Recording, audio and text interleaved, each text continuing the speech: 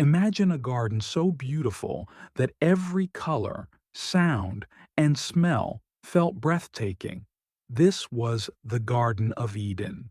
Rivers sparkled like crystal, flowers bloomed in every color of the rainbow, and animals roamed freely, all living in harmony. In this paradise, God placed the very first humans, Adam and Eve. They had everything they could ever need: fruit from trees that never ended hunger, fresh water, a peaceful life full of joy. But then God gave them one rule, just one. You may eat from any tree in the garden, except the tree of the knowledge of good and evil. If you eat from it, you will die. At first, Adam and Eve were content.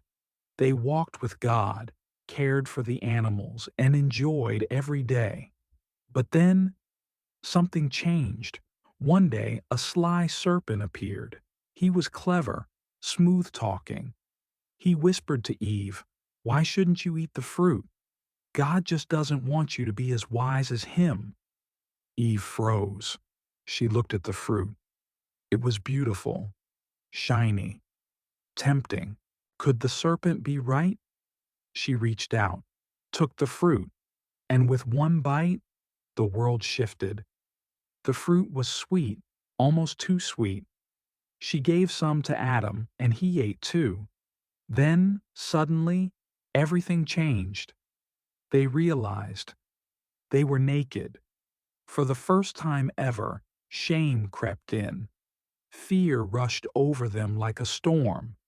When God came to walk with them in the garden, they hid.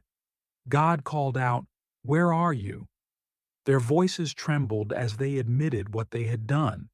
And God said their disobedience would bring consequences.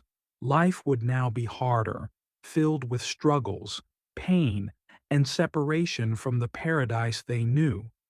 But even in that moment, God gave them hope. He promised a future way to restore what was lost. Adam and Eve left the garden, hearts heavy but full of lessons.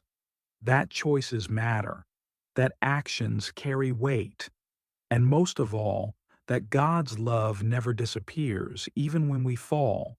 The story of Adam and Eve reminds us that choices have consequences, but God's love is always with us, even when we make mistakes.